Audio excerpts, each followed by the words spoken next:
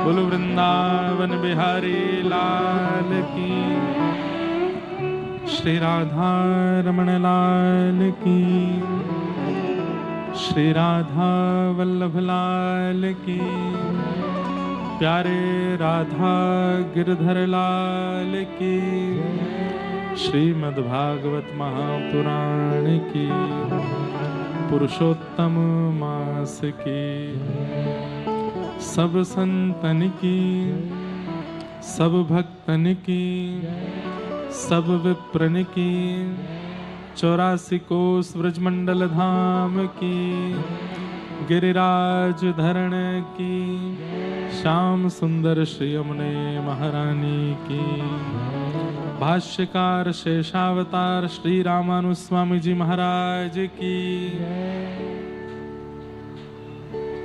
बलकेश्वर महादेव की, जय जय श्री राम, जय जय श्री राम, जय जय श्री राधे।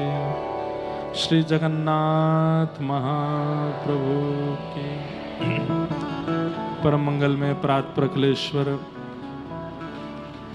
अकारण करुणा वरुणालय भक्तवांछा कल्पतरु तड़ित विनिंदित पीतांबरधारी श्री बालकृष्ण प्रभु की वांगमयी शब्दमयी वाणीमयी प्रतिमूर्ति हम आप सबके मध्य में विराजमान श्रीमद् भागवत महापुराण को बारंबार प्रणाम। मंच पर विराजमान समस्त विप्रवृंद एवं समस्त गंधर्वजन, आप सभी आगरा एवं व्रजमंडल से और यत्र तत्र सब स्थानों से आए हुए वैष्णवों को बहुत बहुत जय श्री कृष्ण, जय सिया राम, जय श्रीमन्नारायण। महादेव की अतिशय कृपा, श्री बलकेश्वर महादेव जिनके पावन आशीर्वाद से हम आप सब लोग आगरा में कथा का श्रवण लाभ प्राप्त कर रहे हैं।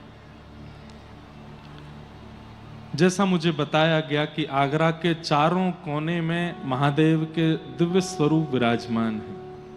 श्री कपिल नागर जी जिनके पावन सद्भाव से हम आप सब लोग इस मंगलमयी कथा का श्रवण लाभ प्राप्त कर रहे हैं, ऐसे बलकेश्वर महादेव को बारंबार प्रणाम करते हैं।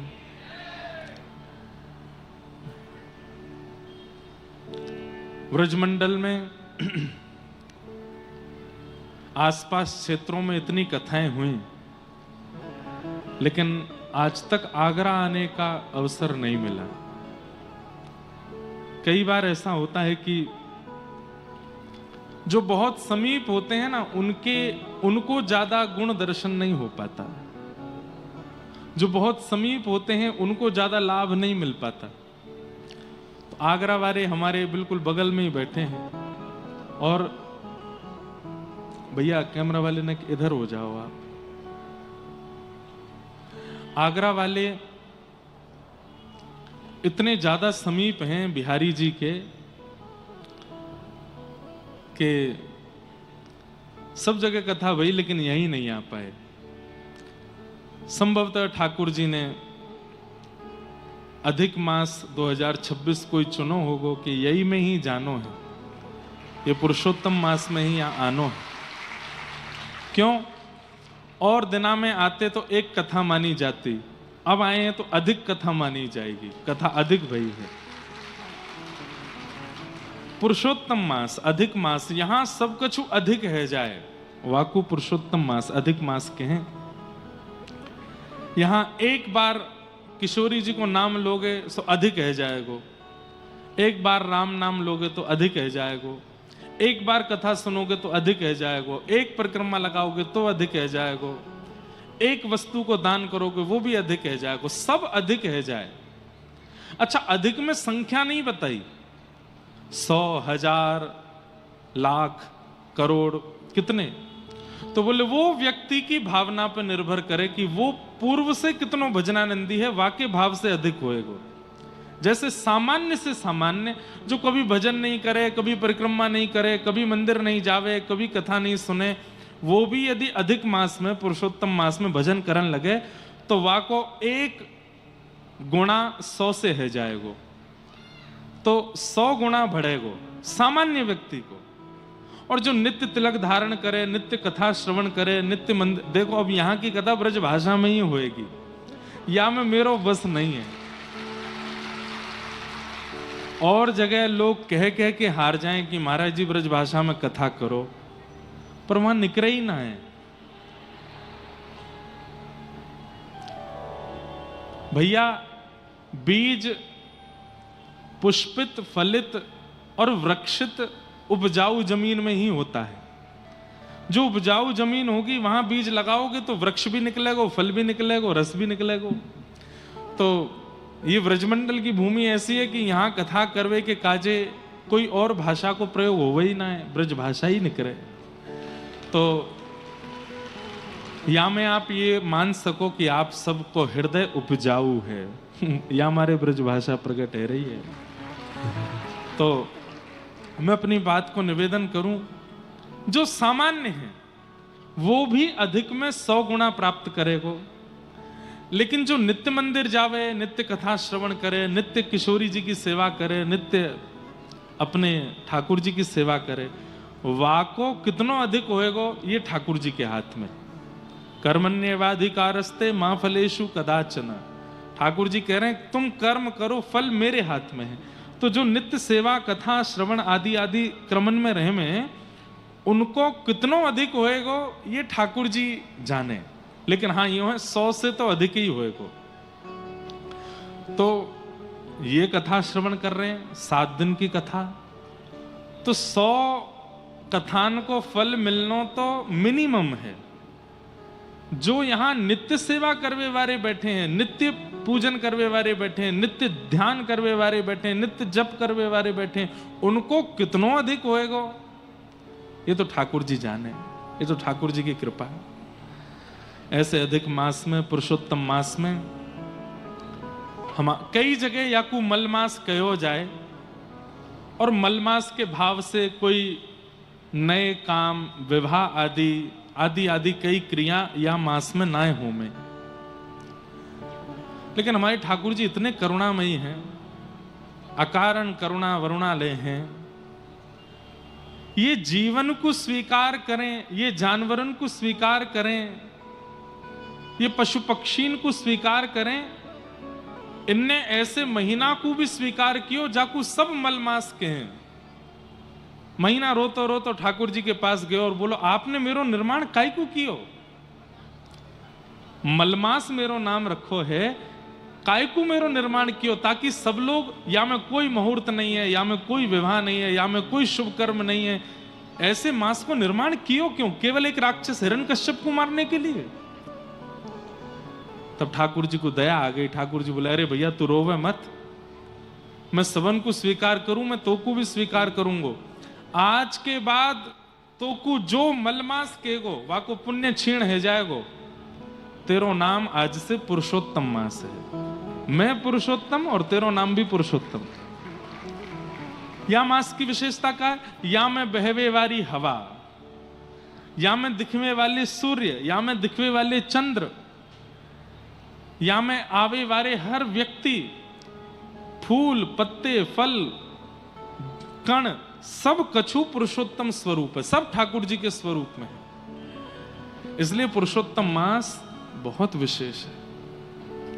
लेकिन इस मास की विशेषता यह है कि इस मास में और कुछ नहीं करना, केवल भजन करो, केवल ठाकुर जी को भजन करो, घर में उत्सव करो, आम मनोरथ करो, नौका विहार करो, फूल बंगला करो, ठाकुर जी के चंदन उत्सव करो, नित्य उत्सव। 1 महीना तक जितना हो सके ठाकुर जी को मुखोल्लास करो, ठाकुर जी को प्रसन्न करो।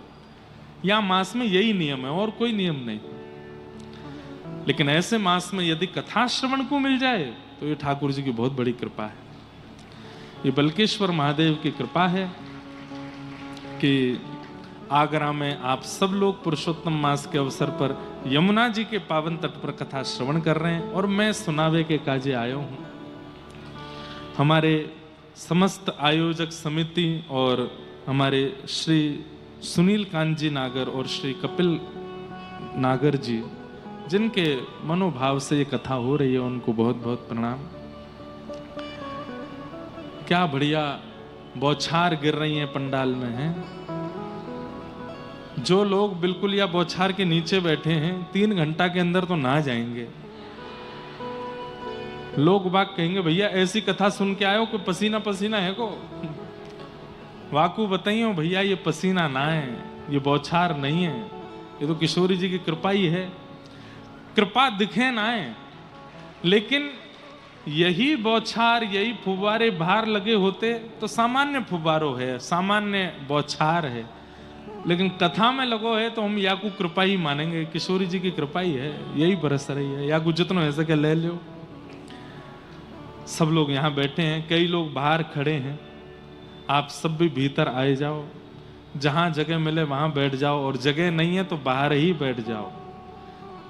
ये पुराण संहिता है, श्रीमद् भागवत संहिता, सम्यक हितम यासा संहिता, जो सबका हित करती है।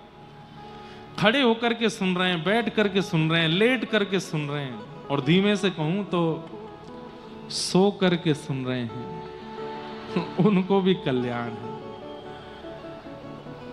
मैं जब यहां आ रहे हो तो मोको ऐसी पतो चली कि महाराज जी आगरा में एक भ्रांति फैली है। मैंने की कहा भ्रांति है? बोले आप आगरा में रुकवे के, घर जावे के लाखों रुपया ले रहे हो, यहां पे आगे बैठ के कथा सुनने वाले बहुत रुपया दे रहे हैं।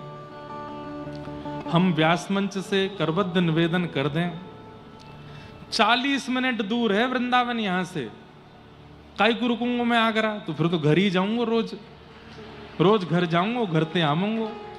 भैया वैसे हमें वृंदावन रहवे को मिले ना है, जैसे तैसे तो अवसर मिलो है, तो काय को चूके, रोज जामेंगे वृंदावन और श्री धाम जाकर के वहां अपने घर ही निवास करेंगे, राधा कृष्ण लाल जी के उत्सव करेंगे, तब यहां आएंगे।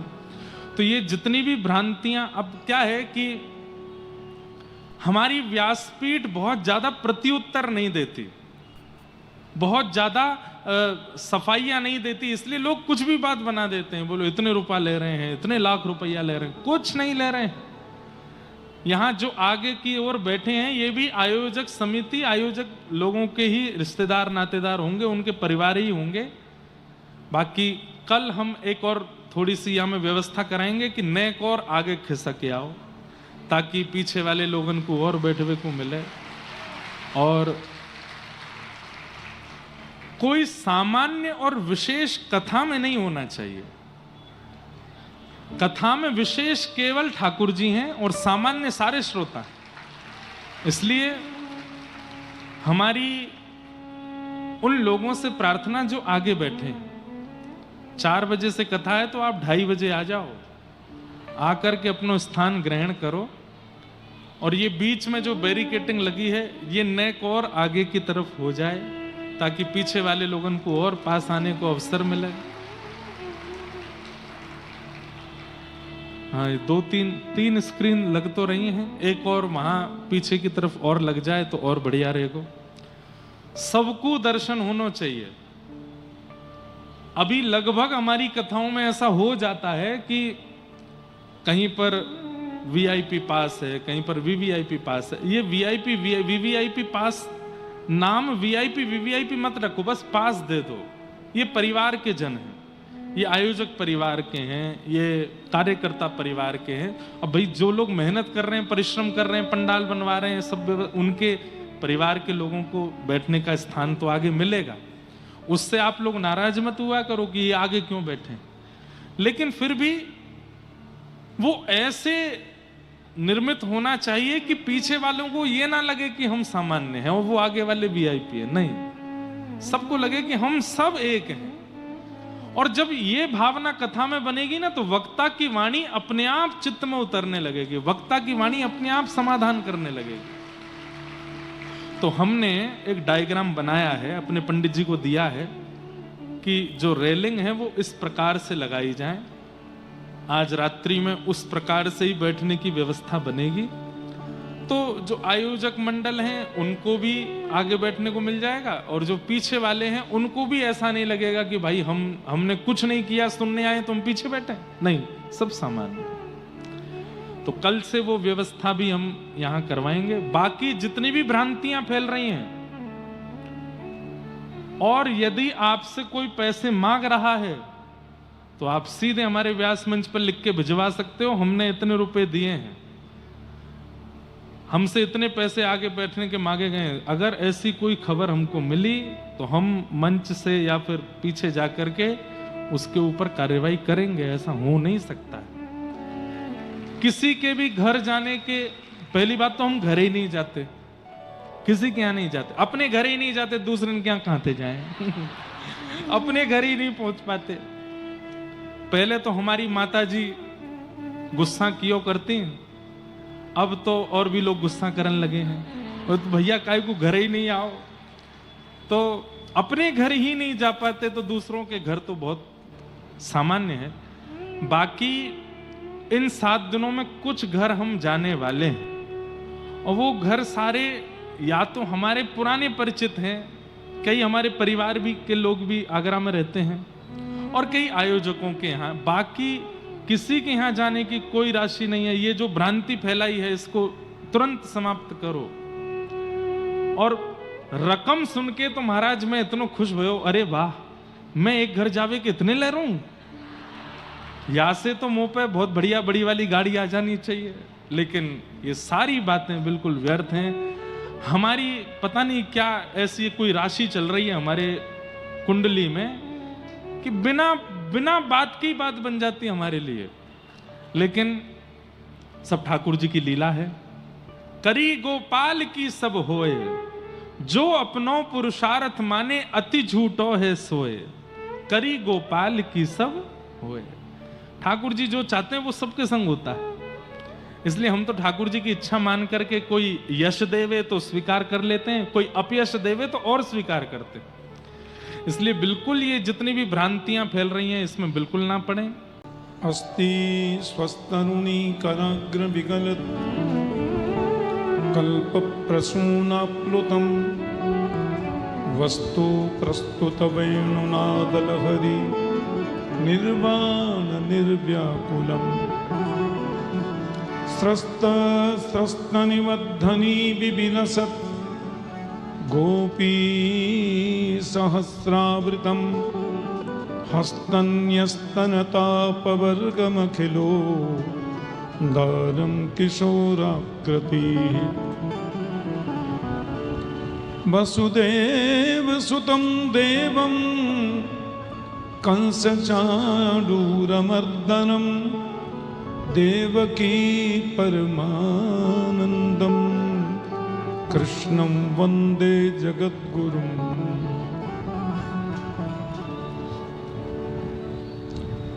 बहुत आनंद, अत्यंत हर्ष की पवित्रतम अनुभूति हो रही है।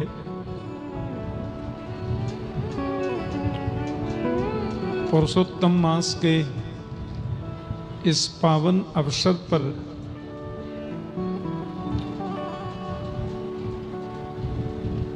भगवान बलकेश्वर महादेव जी की आज्ञा और कृपा से उनके आशीष से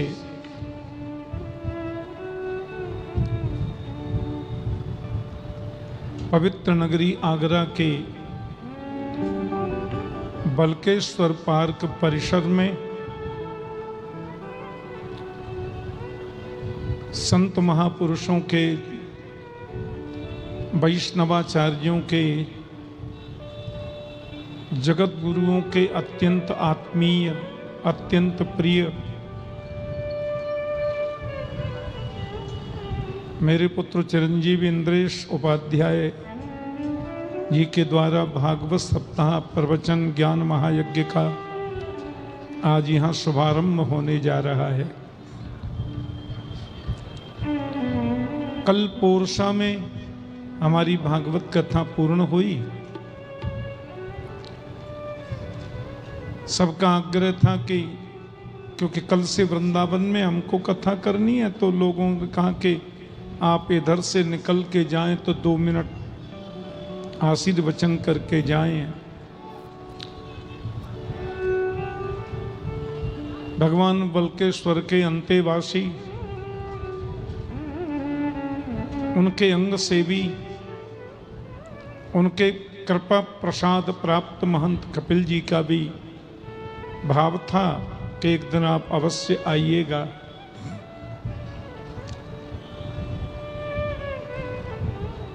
हम लोग सनातनी हैं, वैदिक सनातन धर्मी हिंदू हैं।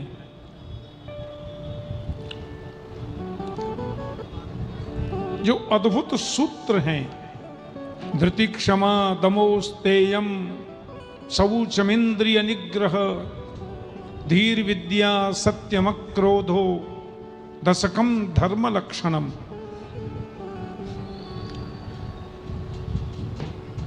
भगवान वेदव्यास ने जब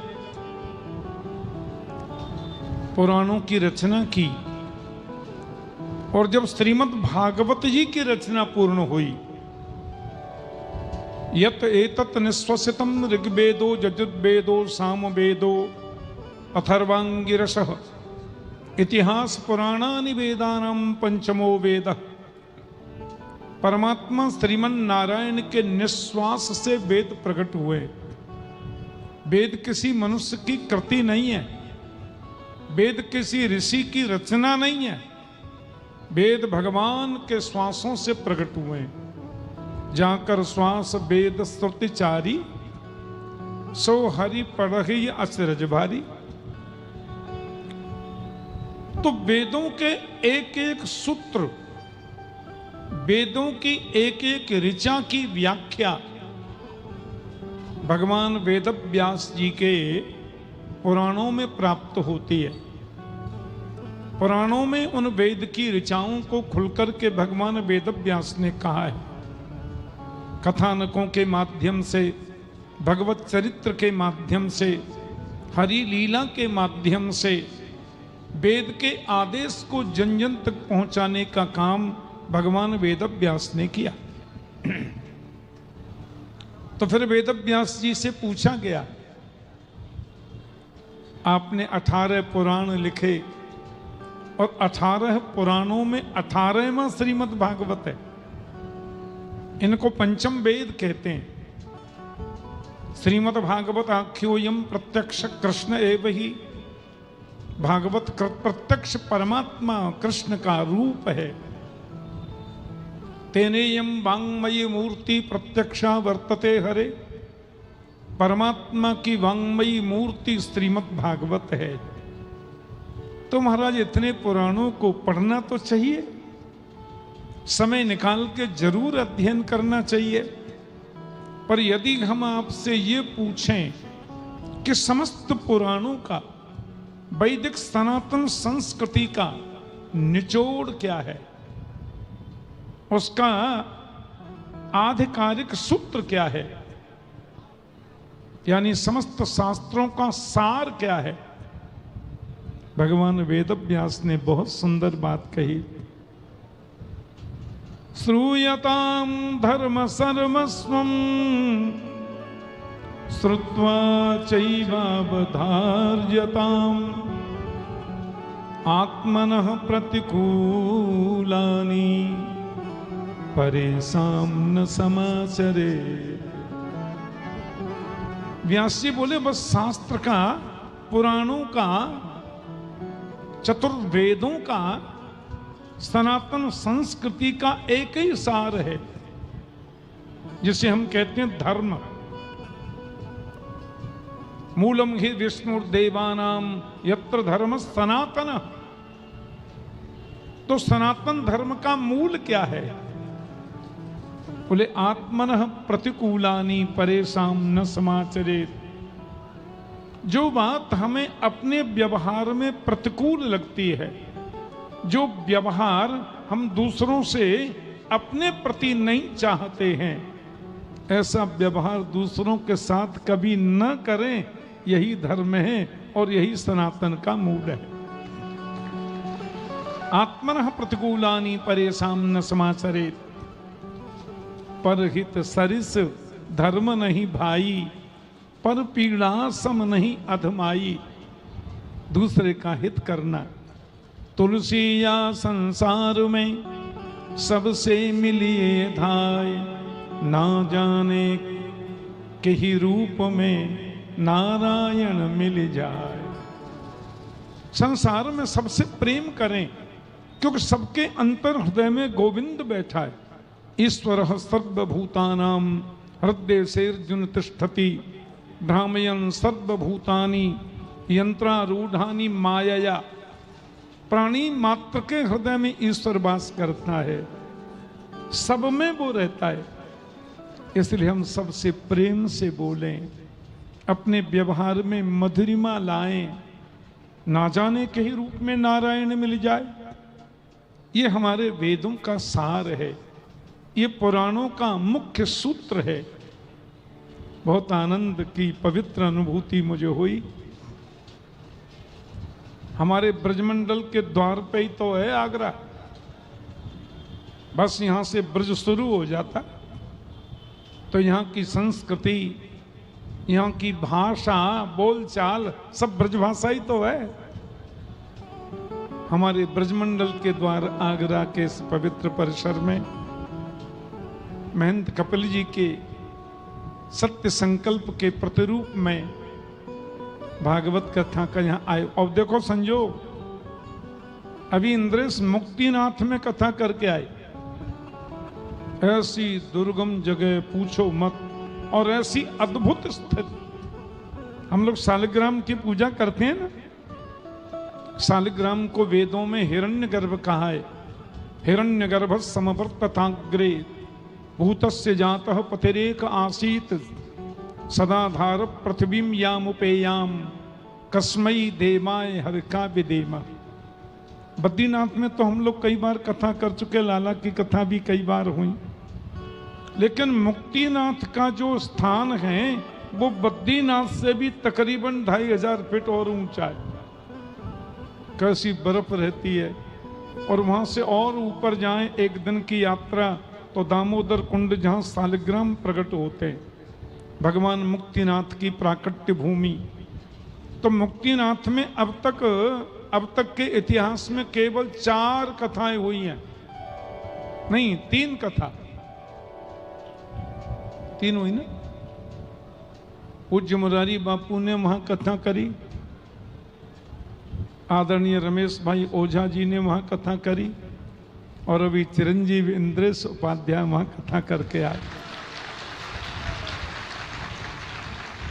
केवल भारत से ही नहीं, विश्व से, समस्त विश्व के हमारे हिंदू सनातनी भाई वहां कथा श्रवण करने के लिए गए।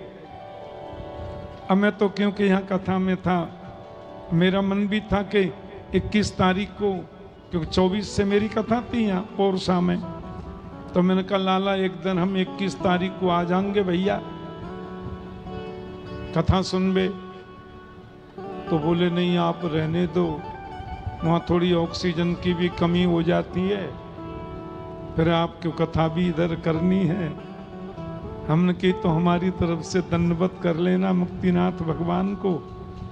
जब प्रधानमंत्री जी वहाँ गए थे तो हमने तो टीवी में देखे थे, अब कभी भगवान संजोग मिलाएगा तो दर्शन करेंगे।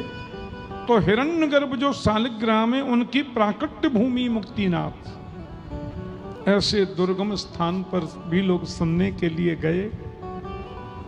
भगवान की बड़ी कृपा है, इंद्रेश के ऊपर गोविंद की विशेष कृपा, गिरधर लाल का खूब खूब आशीर्वाद, संतों की महती कृपा, और सबसे बड़ी तो भक्तों का आशीष है। भक्तों की शुभकामनाएं लाला के साथ में हमेशा रहती हैं, आपके मध्य में। और 10 वर्ष हो गए इंद्रेश को भागवत कथा करते करते। संपूर्ण विश्व में कथाओं के लिए जाना होता है, पर ब्रज की बगल में आगरा में पहली बार कथा कर रहे हैं, ये मुझे जान करके। तो आप लोग खूब कथा का आनंद लें। आप लोग खूब कथा का अमृत पान करें, जीवन का लाभ प्राप्त करें और अपनी शुभकामनाएं अपने हृदयाशीष से ऐसा कुछ प्रभु से प्रार्थना करें कि लाला इंद्रेश इसी प्रकार से वैदिक सनातन संस्कृति का प्रचार प्रसार और सनातन संस्कृति की वास्तविक जो स्थिति है, वास्तविक जो उसके सूत्र हैं, उनको उससे लोगों को चलने के लिए प्रेरित कर सकें और लोग उस पर चल करके जीवन का परम लाभ प्राप्त कर सकें। इसके लिए आप सब दुआएं करेंगे, सब मन की कामनाएं प्रस्तुत करेंगे, ऐसी मेरी अभिप्सा है। आयोजक मंडल के जितने भी सदस्य हैं उन सबको हमारा अनंत अनंत अनंत शुभकामना शीश और श्रीमान हमारे महंत जी कपिल जी के प्रति भी बहुत बहुत शुभकामना और प्रणाम। जय श्री कृष्ण।